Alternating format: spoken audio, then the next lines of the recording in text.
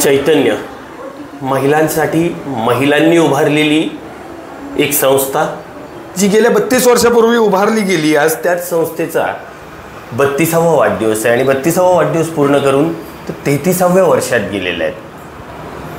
माझ्याबरोबर 3 अशा महिला आहेत ज्यांना कोणी ओळखण्याची गरज नाही आहे. त्या सगळीकडे प्रसिद्ध आहेत. 2 तर ॲक्च्युली आपण सगळेजण ओळखतो. आदरणीय सुधाताई कोठारी आहेत, आदरणीय रेखाताई श्रोत्री आहेत, त्या प्रत्येकाच्या मनात एक भगिनी म्हणून बसलेल्या आहेत. तिसऱ्या आमच्या कल्पनाताई पंत आहेत. या तिघींशी आज आपण गप्पा मारणार आहोत. महिलांसाठी काय काम केलंय त्यांनी गेल्या 32 वर्षात. चैतन्य महिलांसाठी आहे, मात्र ते कुठपर्यंत आहे? चैतन्य महिलांसाठी निश्चितच आहे, मात्र ते कोणत्या प्रकारच्या महिलांसाठी आहे हे आज मी सुधाताईंना विचारणार आहे. ताई नमस्ते. नमस्ते. आपण मला ओळखता. आपल्याला तुमची स्वतःची ओळख तुम्हाला अजिबात सांगण्याची गरज नाही आहे. 32 वर्षापूर्वी आपण चैतन्य सुरू केलं, ताईंनी आणि तुम्ही. काय म्हणाल? आज चैतन्य फार मोठं आहे, काय म्हणाल? मी असं म्हणेन की तेव्हा अशी कल्पना पण केली नव्हती की इतकी मोठी होईल. आणि ते मी म्हणेन की आमच्या वाटचालीमध्ये कल्पनाताई सहभागी झाल्या म्हणून खूप मोठी झाली. नेमकी सुरुवात कशी झाली ताई? तेव्हा आपण असं बघत होतो की म्हणजे कुठल्याही जेव्हा मी बघत होते, वाचत होते की ग्रामीण भागातल्या विकासामध्ये मी खरं विकास ग्रामीण भागात जाऊन करायला पाहिजे, तिथे काम केलं पाहिजे आणि तिथलं स्थानिक संघटन उभं राहिलं पाहिजे. आणि ते स्थानिक संघटन कुठल्या पद्धतीने उभं राहू शकतं? महिलांचं एकत्रीकरण असेल, तरुणांचं एकत्रीकरण असेल. आणि त्या दृष्टीने मी PhDचा अभ्यास तोच घेतला आहे की युवकांचा ग्रामीण विकासातील सहभाग. आणि त्यानिमित्ताने जेव्हा मी गावोगावी फिरले आणि अभ्यास केला तेव्हा असं लक्षात आलं की आहेत लोक एकत्र येतात, पण अजून काय करायचं, नेमकं काय करायचं हा प्रश्न असतो. आणि त्याच्यासाठी सोबत काय करायचं. आणि मला असं वाटतं की आमचं वेगवेगळे कार्यक्रम प्रयोग करत असताना आम्हाला जे सापडलं की बहाना बचत का बदलाव बहनों का, हे फार मोठं म्हणजे त्या निमित्ताने एकत्र महिलांनी येणं, विशेषतः घराबाहेर पडणं. त्या काळी महिलांची मीटिंग असते का असं प्रश्न असताना महिलांनी एकत्र मीटिंगला येणं, स्वतःचे प्रश्न चर्चा करणं आणि त्याच्यातनं नवीन उत्तरं शोधणं, या दृष्टीने या कामाची सुरुवात चास परिसरात पहिली सुरुवात झाली. आणि मग हळूहळू ते वाढत गेलं. आणि महाराष्ट्रामधला पहिला संघ, ग्रामीण महिला स्वयंसिद्ध संघ, बचत गटाचा संघ, हा आपल्या राजगुरुनगरमध्येच चैतन्याच्या ऑफिसच्या शेजारी स्वतःची त्यांची वास्तू असलेलं ग्रामीण महिला स्वयंसिद्ध संघ, महाराष्ट्रातला पहिला बचत गटाचा संघ हा राजगुरुनगर. आणि त्याच्या पहिल्या अध्यक्ष रेखाताई होत्या. बर. आज जसं मी मगाशी म्हणालो की महिलांसाठी सुरू केलेली गोष्ट, आता ही जी गोष्ट मलाही माहीत नव्हती ती गोष्ट ताईंनी सांगितली की महाराष्ट्रातला पहिला बचत गट या आपल्या राजगुरुनगरमध्ये झालेला आहे. बचत गट संघ, माफ करा. तर ताई मला एक सांगा, तो काळ असा होता 33 वर्षापूर्वीचा काळ, 32 वर्ष 90 साली महिला स्वतःच्या घराच्या बाहेर सुद्धा यायला डसकायची. तुम्ही त्यावेळी ती डेअरिंग केली, त्यावेळी ती तुम्ही धमक दाखवलीत समाजापुढे येऊन कोणाच तरीसाठी काहीतरी करण्याची. तुम्हाला भीती नाही वाटली? मला नाही वाटली, कारण की मला असं लक्षात आलं की जे सांगितलं की एकला चालो रे, आणि मग ते चालत असताना खूप लोक जोडत जातात, जसं रेखाताई भेटल्या त्या प्रवासामध्ये. आणि म्हणजे कधी कधी भीती वाटली, नाही अगदी नाही वाटली, पण त्याच्यामध्ये हा एक विश्वास होता महिलांच्या क्षमतेवर की प्रत्येक महिलामध्ये क्षमता, संधी मिळाली, तिला व्यासपीठ मिळालं तर ती क्षमता वाढते, हा विश्वास होता. आणि सुरुवातीला जो काळ असतो की लोकही आपल्याला जज करत असतात की खरंच हे कशासाठी आले, काय इलेक्शनला उभे राहणार आहेत का, काय काय पैसे घेऊन जाणार आहे का बचतीचं काम, तर हे परीक्षा करतात. पण जेव्हा पाहतात की लोक स्वतःहून चालून येत आहेत आणि मग म्हणजे आपने पहले किया और उसके बाद आपने कहा कि हाँ ये हमने किया है, अब आपको किसी को और ज़रूरत हो तो आप मेरे पास ज़रूर आइए. हम कहते नहीं ज़रूर आइए, वो आते हैं, हम जाते हैं, दोनों होता है. रेखाताईंना विचारू. ताई, तुम्ही ह्या वयातही मी तुम्हाला दररोज बघतो समाजसेवा करण्यासाठी तुम्ही पोलीस स्टेशनला असता. नाही, कारण काय की जे आपलं हे आज सुद्धा त्या चैतन्याबरोबर काम करताना, जो महिलांच्याबरोबर काम करताना एक विश्वास संपादन झालेला आहे आणि स्वतःचं आत्मनिर्भरपणं उभं राहिलेलं आहे. त्याच्यामुळे जे काम आपण करतो आहे, ज्या महिलेसाठी आपण करतो आहे, ते आपण निरपेक्ष बुद्धीने करतो आहे. त्याच्या कुठल्याही अपेक्षा अशा नाही आहेत की त्या महिलेकडनं काही घ्यायचं आहे किंवा त्या कुणाकडनं घ्यायचं आहे. आणि ही भावना त्या महिलेची जी त्या तळमळ आहे, त्या महिलेच्या ज्या अडीअडचणी आहे की तिला घरातनं बाहेर काढले, तिला मारहाण होते, त्यावेळी वस्तू परिस्थिती पाहून आपण तिच्याबरोबर जर राहिलो नाही तर महिला शक्तीचा उपयोग काय. आणि महिलेने महिलेसाठीच काम केलं पाहिजे. आणि त्याच्याबरोबर पुरुषांच्याही काही समस्या असेल त्यावरही आम्ही चैतन्याच्या वतीने त्या समस्या पण आम्ही निर्माण व्यवस्थित त्याच्या मार्गी लावण्याचा प्रयत्न करतो. आणि भीती हा विषय नाहीच राहत, कारण की ही जी ताकद आहे हे बचत स्वयंसहाय्य गटाच्या चळवळीमध्ये सुधाताईंनी जे सुरुवात केली आणि आमची मैत्री झाली त्या काळामध्ये महिलांच्या बरोबर राहून गावागावामध्ये जाऊन त्या महिलांच्याकडनं शिकायला मिळालं. त्या कुठल्या असंख्य अडचणीत त्या महिला घराच्या बाहेर पडत आहेत. आपण तर चांगल्या स्थितीत आहोत, आपल्याला बाहेर पडायला कुणाची ना नाही आहे. आणि ह्या महिलांना किती तडजोड करावी लागते घरातल्या माणसांबरोबर, गावातल्या माणसांबरोबर, शहरातल्या वेगवेगळ्या समस्येवर, गावातल्या समस्येवर. ती बाई जर एवढी पुढे येते तर तिच्यासाठी 2 पावलं आपण गेलंच पाहिजे.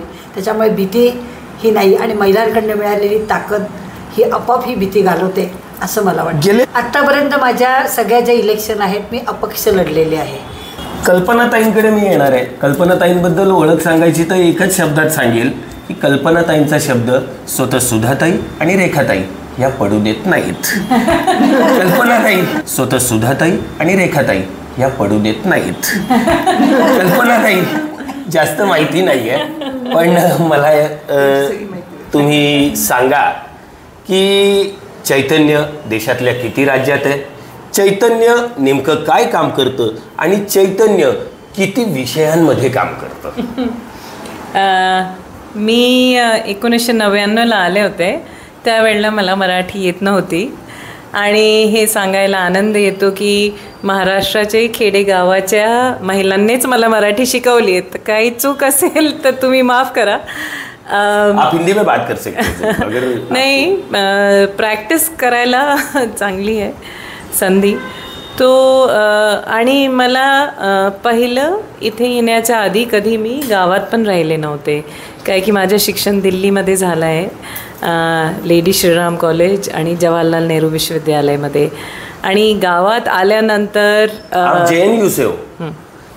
एक सगळ्यात महत्त्वाची गोष्ट, देशातली सर्वोत्तम अशी युनिव्हर्सिटी JNU जवाहरलाल नेहरू त्याच्या या विद्यार्थिनी आहेत.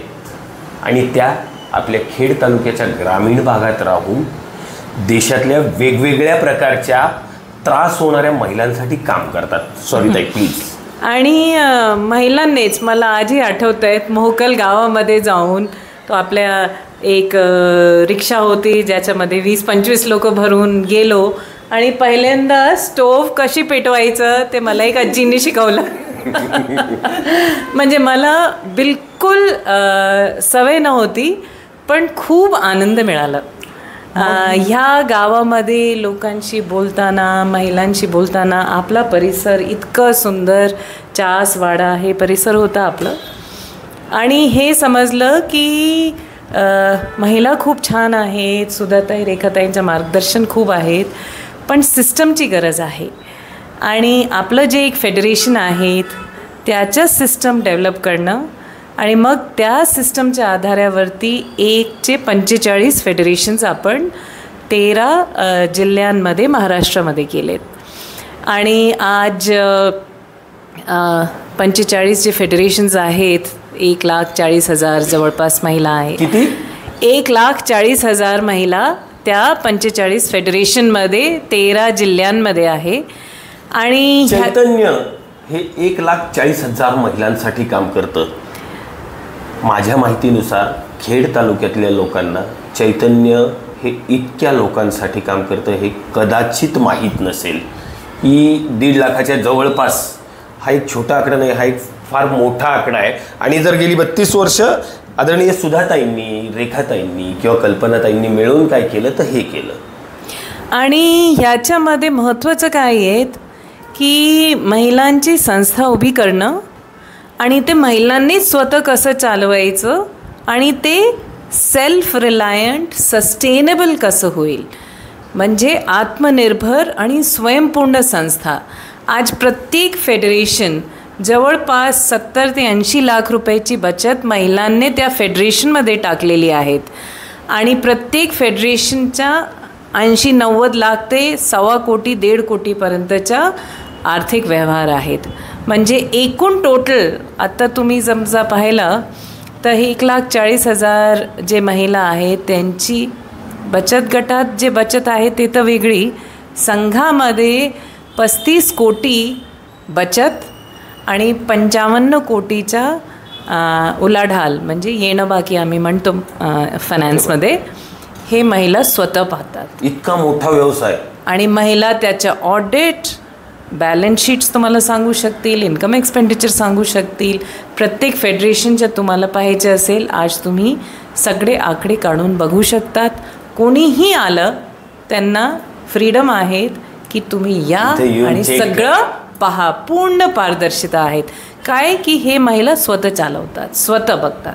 ताई, आता तुम्ही सांगितलं की महाराष्ट्राच्या 13 जिल्ह्यात, मला असं आता आल्या ताईंनी सांगितलं की आपण दुसरे राज्यात सुद्धा आहोत. कुठे कुठे आहोत, काय काम करतो हे आपल्याला दर्शकांना सांगा. ह्याच्याच सोबत एक असं समज आली की टेक्नॉलॉजी महत्त्वाची आहेत म्हणून चैतन्यने सिडबी जे आपली small industries development bank of India आहेत त्यांच्या आणि DFIDच्या मदतीनं मध्य प्रदेशमध्ये काम सुरू केलं. तर आम्हाला आमंत्रण दिलं की तुम्ही इथे येऊन दुसरे संस्थांना बँक लिंकेज करायला मदत करा.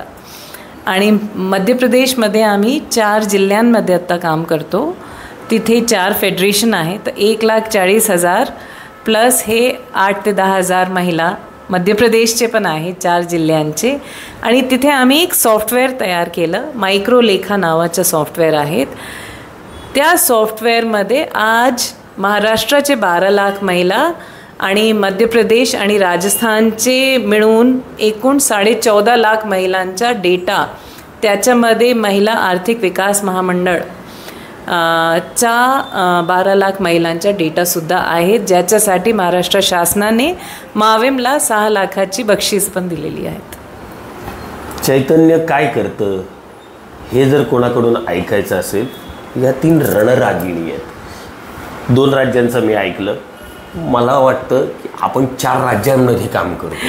त्याच्यानंतर हे मध्य प्रदेशमध्ये काम सुरू असताना एक महिलांचं म्हणणं आलं की आम्हाला घरी बसून काम पाहिजेत. तर कला मैत्री ह्या कामाची सुरुवात झाली, जे विमेन एंटरप्रेन्योरशिप प्रोग्राम आहे. आणि हे करत असताना महिलांच्या मध्य प्रदेश, महाराष्ट्रामध्ये सगळीकडे जेव्हा महिला एकत्र येतात तर सगळ्यात पहिलं घराचे प्रॉब्लेम आणि हिंसाची समस्यांवरती बोलायला सुरुवात करतात. तर छत्तीसगडमध्ये छत्तीसगड सरकारच्या सोबत आपलं एक अग्रीमेंट झालं आणि आत्ता गेल्या 8-9 वर्षापासून आम्ही त्यांना जेंडर रिसोर्स सेंटर्सची संकल्पना आणली आहेत. आणि आज तिथे हे वेगळं संख्या आहे. तिथे जवळपास 1 लाख महिलांच्या सोबत 25 ब्लॉक्समध्ये 7 जिल्ह्यांमध्ये छत्तीसगड सरकारच्या जे बिहान कार्यक्रम आहेत तिथे आम्ही 25 जेंडर रिसोर्स सेंटर्स बनवण्यासाठी आज जवळपास 2,000 महिलांना कानूनची पूर्ण ट्रेनिंग देऊन आणि 20,000 मुलांना जेंडर अँड सेक्शुअलिटीची ट्रेनिंग देऊन स्टेबल केले. हिंसा, घरेलू हिंसा आणि कुठल्याही प्रकाराची मुलींवरती हिंसा होऊ नये ह्याच्यासाठी लोकांना जागरूक केलेलं आहे. मी जोडू इच्छिते की हे जेव्हा चैतन्यला जे काम महाराष्ट्रात केलं तर नॅशनल रूरल लाईव्हलीहूड मिशन यांनी चैतन्याला एम्पॅनल केलं आणि म्हणून मग इतर राज्यांबरोबर आपलं काम करणं त्यांनी मान्यता दिली. अशी 2010मध्ये ग्रामीण विकास मंत्रालयाने 20 संस्थांची लिस्ट काढली होती जे पूर्ण देशभरात सपोर्ट करतील, ज्याच्यामध्ये महाराष्ट्रामध्ये फक्त चैतन्याचं नाव आला होता. तो we are empanelled agencies of rural development department. आणि ताईंने सांगितलं नसेल पण 2017मध्ये नाबार्डच्या जेव्हा 25 वर्षाच्या SHG बँक लिंकेज प्रोग्रॅम झाला सेलिब्रेशन, तर अरुण जेटली सर जेव्हा जो आपले वित्तमंत्री होते त्यांनी आपल्या सत्कार केला. 2च संस्थांचा सत्कार झाला होता, चैतन्याच्या आणि एक दुसरी संस्था साऊथची आहेत, की ह्यांचं काम उत्कृष्ट आहेत. हे नाबार्डचे प्लॅटफॉर्ममध्ये अरुण जेटलीच्या हस्ते आम्हाला पुरस्कार मिळालेला आहे. ताई, एक सर्वात शेवटचा प्रश्न. आणि एक राज्य अजून राहिलं आहे. हे छत्तीसगडमध्ये काम असताना आणि मायक्रोलेखा आपले जे टेक्नॉलॉजीचं काम आहे ते बघता हिंदुस्तान झिंक लिमिटेड जे भारताची 1 नंबर झिंक प्रोडक्शन कंपनी आहेत आणि 1 नंबर सिल्वर प्रोडक्शन कंपनी आहेत, त्यांनी आपल्याला अप्रोच केलं. त्यांनी 7 फेडरेशन राजस्थानमध्ये बनवले होते, त्याचे सिस्टम्स नव्हते व्यवस्थित, तर त्यांनी आपली मदत मागितली. तर आत्ता आम्ही टेक्निकल एजन्सी म्हणून महिला आर्थिक विकास महामंडळ माविम आणि कॉर्पोरेट हिंदुस्तान झिंकला पण देत आहोत. तर त्यांचं पण आपल्या सॉफ्टवेअर तिथे पण सुरू आहेत राजस्थानच्या 7 ठिकाणी, 7 जिल्ह्यांमध्ये. कदाचित चैतन्य हे वेगवेगळ्या प्रकारे लोकांसमोर येतच, पण हा पहिलाच प्रकार असेल की कोणीतरी सोशल मीडियाद्वारे किंवा डिजिटल माध्यमांद्वारे ही संधी मला मिळाली. मी नक्कीच फार नशीबवान आहे. आणि ते पण या अशा 3 रणरागिणी की ज्यांना पाहून कुणी पण विचार करेल, कुठलीही महिला विचार करेल की आयुष्यात जर मला काही बनायचं असेल तर मी यांच्यासारखे बनू शकते. इथे बसल्या बसल्या एक वाक्य लक्षात आलं, अगर तुम्हें जानना है कि मैं कौन हूँ तो ज़रूर मुझे यहाँ आके पहचानो. मी एक सगळ्यात शेवटचा एकच 10 सेकंदात उत्तर द्या ताई. आप बहुत बड़े हो, सच में बहुत बड़े हो, और कितना बड़ा बनना चाहते हो? हम बड़े नहीं हैं, आपका काम बड़ा है. हाँ, तो मुझे लगता है जब तक महिलाओं के सामने प्रश्न हैं तब तक हमारा एफर्ट रहेगा.